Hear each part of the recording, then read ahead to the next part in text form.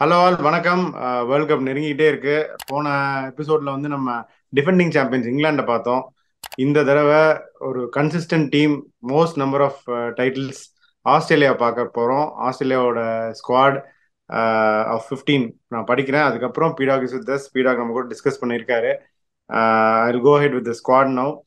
Australian squad, Alex Carey, Travis Head injured. So we are not sure it அவரோட availability பற்றி. ஃபைனலாக அவங்க 28th final team கொடுக்கணும், அப்போ தான் நமக்கு தெரியும்.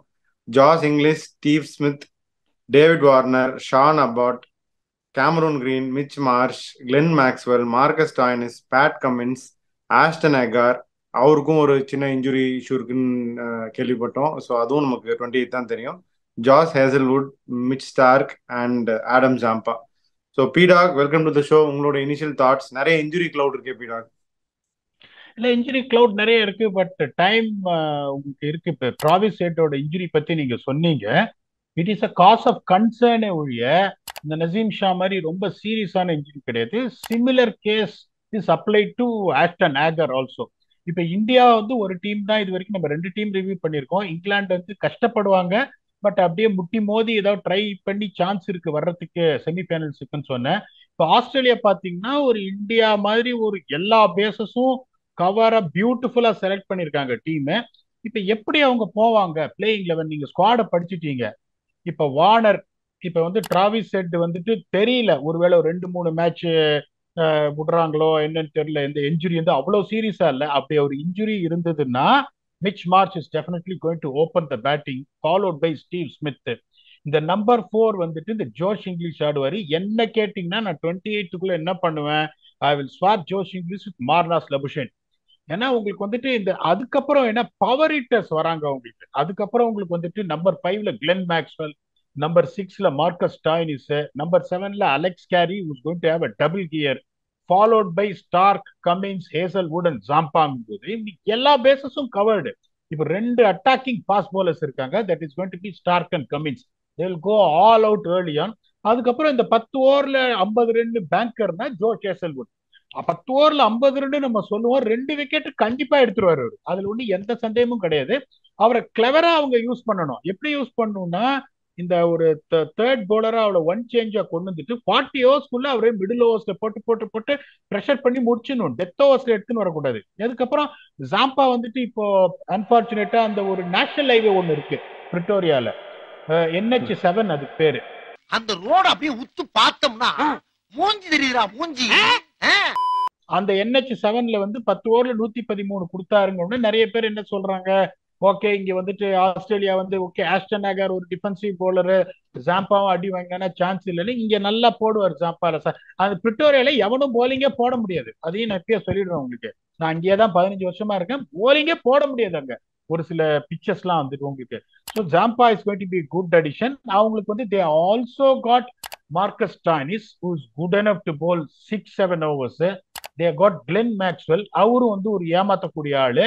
அப்படி அதுவும் சரியா போலன்னா they got Mitchell Marsh is also good enough to bowl 4 overs போது எல்லா பேசஸும் கவர்டு. இப்ப நான் என்ன பண்ணுவேன், அப்படி வந்து டிராவிஸ் ஹெட் அவைலபிலிட்டி இல்லைன்னா என்னோட திங்கிங் என்னன்னா it's going to be David Warner and Alex Carey to open. ஏன்னா அலெக்ஸ் கேரி எப்படிப்பட்ட ஒரு ஆளுன்னா அப்படியே அந்த கடூசா ஆடுறவரு, கச்சாமுசாலாம் அடிக்க மாட்டாரு. பட் அப்படியே ஒரு ஒரு 87 88 ஸ்ட்ரைக் ரேட்ல ஆடினே இருப்பாரு. அதுக்கப்புறம் நல்லா எக்ஸ்ப்ளோர் பண்ணுவாரு. அதுக்கப்புறம் உங்களுக்கு ஸ்ட்ராங்கா imagine Steve Smith, Marnus Labuschagne, அதுக்கப்புறம் Mitch Marsh, Glenn Maxwell, Marcus Stoinis கொஞ்சம் லைட்டா பயமா இருக்கும். ஸோ நான் அப்படிதான் பண்ணுவேன் ஒழிய I am not going to waste someone like Alex Carey at number 7. ஏன்னா அவர் பவர் ஹிட்டர் எல்லாம் கிடையாது. அந்த கடைசியில வந்துமே ஒரு 120 ஸ்ட்ரைக் ரேட்ல ஆடுவாரு ஒழிய ஒரு ஓவர்ல ஒரு 20 ரன் அடிக்கணும் அப்படின்னா can Alex Carey do? He might, but I won't put my money on it. So அதுக்கப்புறம் பாத்தீங்கன்னா ஷான் அபட் வந்துட்டு ஒரு substitute for Josh Hazlewood. Not exact substitute, ஏன்னா வந்து கொஞ்சம் குயிக்கு, அவரும் அட்டாக்கிங் போலரு. ஜோஷ் ஹேசல்வுட் மட்டும் கிடையாது, ஒரு பேக்கப் வச்சிருக்காங்க. அதுக்கப்புறம் Ashton Agar is going to be the second backup. There is no chance of them playing two spinners unless otherwise. இப்ப சென்னை இந்த மாதிரி ஒரு பிச்சில் இருந்தாலும் ஒழிய 2 ஸ்பின்னர் ஆட மாட்டாங்க. ஏன்னா மேக்ஸ்வெல் வந்து 6 ஓவர் போட்டுருவாரு.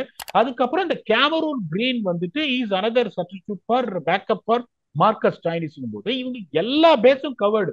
இன்னொன்னு நான் சொல்றேன், people are worried about David Warner's form.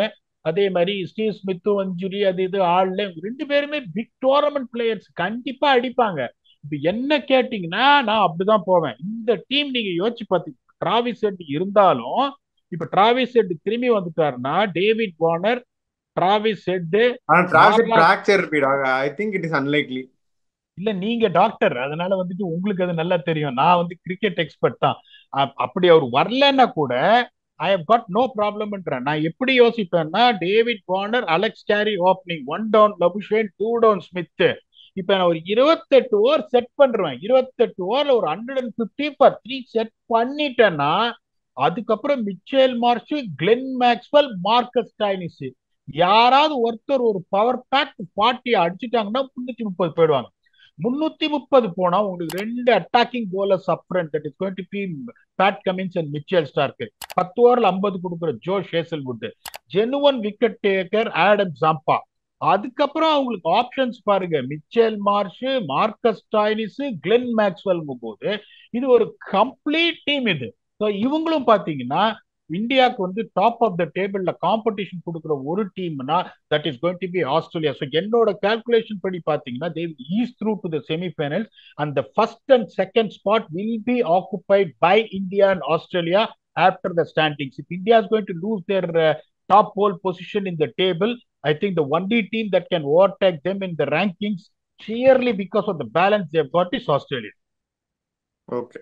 ஏன்னா இன்னொரு சம்படியில Cameron Green might have to sit out இல்லையா அப்படிடா? இல்ல அவங்க எக்ஸ்ட்ரா ஆல்ரவுண்டர் ஆடுவாங்களா, ஒரு ஃபாஸ்ட் பாலர் டிராப் பண்ணிட்டு அந்த ரூட் எடுப்பாங்களா?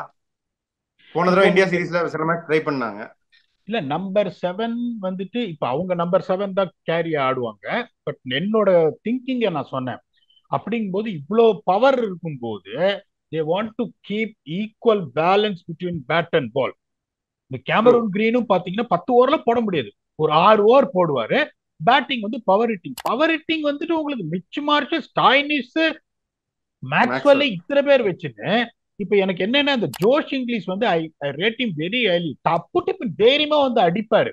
இப்ப இந்தியால ஒன்னே ஒண்ணு தெரிஞ்சுக்கோங்க, நீங்க ஒரு இதுக்கு பேஸ்மெண்ட் கட்டிட்டீங்கன்னா 28 ஓவர் அதுக்கப்புறம் பதம் பார்த்துடலாங்கும் போது, பதம் பார்ப்பதென்றால் பதத்தை பார்ப்பது தானே பதம் பார்ப்பது என்பார்கள்.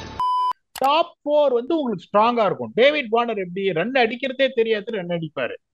இப்ப உங்களுக்கு வந்துட்டு இப்ப கேரி மாதிரி ஒரு ஆளு நீங்க ஓப்பனிங் இருக்கு, நம்பர் 3 லபுஷேன், நம்பர் 4 ஸ்மித்னா அந்த டாப் ஆர்டர் வந்து பயங்கர ஸ்ட்ராங்கா இருக்கும். கிராக் பண்ண முடியாத ஒரு டாப் ஆர்டர் போது 7 out of 10 times they will get to that 140 to 150 in 28 overs and then you leave it to Maxwell, Stoinis and Mitch Marshனா இது வந்து பயங்கர ஸ்ட்ராங்கா இருக்கும். அப்படிதான் அவங்க யோசிக்கணும். அப்படிங்கும் போது இந்த கேமரூன் கிரீன்ன்றவரை ஒருத்தர் நான் கொண்டு வந்துட்டு அதுக்கப்புறம் என்னோட போலிங் வந்து ரொம்ப இதாயிடும். ஏன்னா இப்ப டீம் ஸ்ட்ராட்டஜைஸ் பண்ண ஆரம்பிச்சிருவாங்க. 10 ஓவர் வந்துட்டு விக்கெட் கொடுக்காம நீங்க ஆடிட்டீங்கன்னா அதுக்கப்புறம் எல்லாமே வந்துட்டு fill in bowlers, Mitch Marsh, Cameron Green, Marcus Stoinis, Maxwell, Zampa மட்டும்தான். ஜாம்பா விக்கெட் வேலை பழுத்துருவாங்க வச்சு. பெரிய டீம்ஸ் இந்தியாட்டெல்லாம் மாட்டினாங்கன்னு வச்சுக்கோங்க, இந்த மாதிரி ஸ்ட்ராட்டஜைஸ் பண்ணி ஆட்டாங்கன்னா 320 இந்தியா அடிச்சிட்டாங்கன்னா அதுக்கப்புறம் பொட்டலம் தான், வாய்ப்பே கிடையாது. போது Josh Hazlewood is the only banger in the team. Zampa விட்டுருங்க, ஏன்னா Zampa is spinner, has to pick wickets in the middle overs, his role is going to be different. இந்த ஃபாஸ்ட் பவுலர்ஸ்ல எல்லாரோட எக்ஸ்பெக்டேஷன் கேட்டீங்கன்னா இந்த 10 ஓவர்ல 50 ரன் கன்சிஸ்டன்டா கொடுத்தது Stark கிடையாது, கம்மின்ஸ் கிடையாது, ஹேசல்வுட். அப்படிங்கும் போது ஹேசல்வுட் ஆடியே ஆகணும். Then it gives you 4 complete bowlers. அந்த 5வது போலர் வந்து நீங்க இந்த 3 பேர் மிச் மார்ஷ், ஸ்டாய்னிஸ், மேக்ஸ்வெல் வச்சு நீங்க ஓட்டிடலாம். நீங்க பேட்டிங் ஸ்ட்ரென்தன் பண்றேன்னு சொல்லிட்டு இப்ப இந்தியா பண்ணிட்டு இருக்காங்க பாருங்க, அந்த மாதிரி இவங்க பண்ணாங்கன்னா உங்களோட காம்பினேஷன் அடி வாங்கறதுக்கு வாய்ப்பு இருக்கு.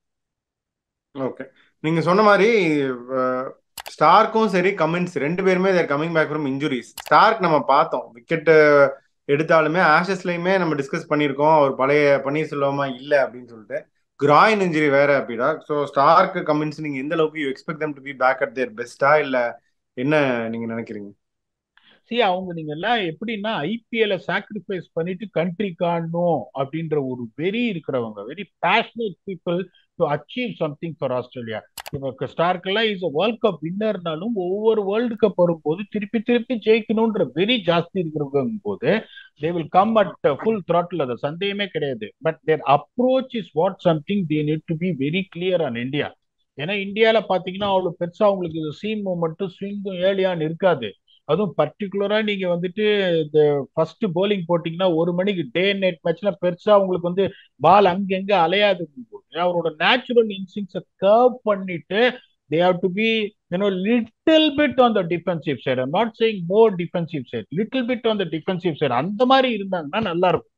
ஏன்னா இப்ப இப்ப எப்படின்னா இப்ப இவங்க 2 பேரும் இப்போ ஒரு 8 ஓவர்ல ஒரு 67 ஃபார் ரோலாஸ் வந்துருச்சு, 2 பேருக்கும் விழல.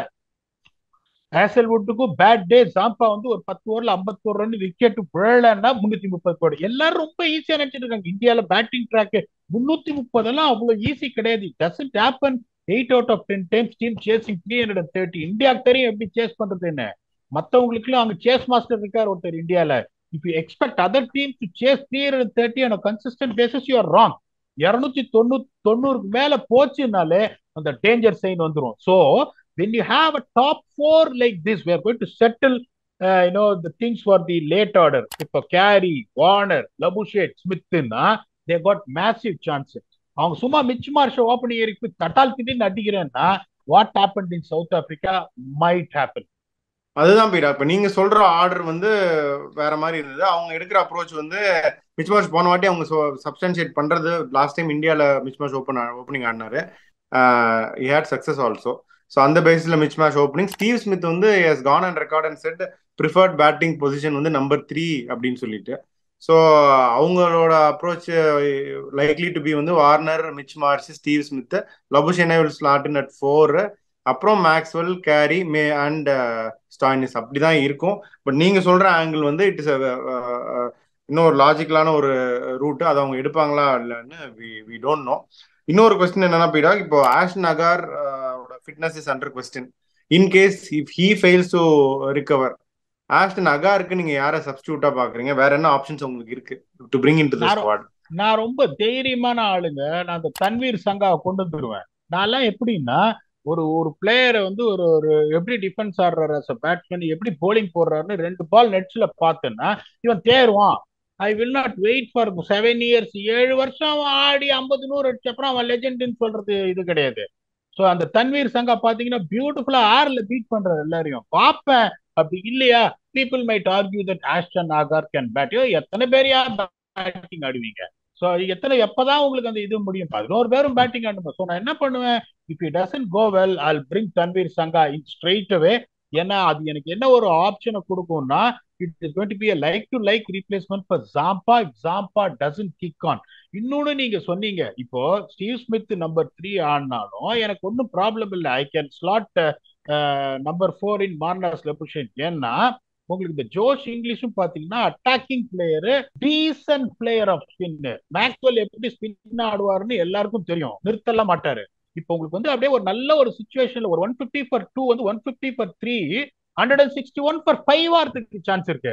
கபால் ஒரு கூகுளி போட்டீங்கன்னா பின்னாடி போவார் மார்க்கஸ் ஸ்டாய்னிஸ். ஸோ என்ன வேணாலும் ஆகும். அப்புறம் என்ன ஆகும், Alex Carey is not a power hitter.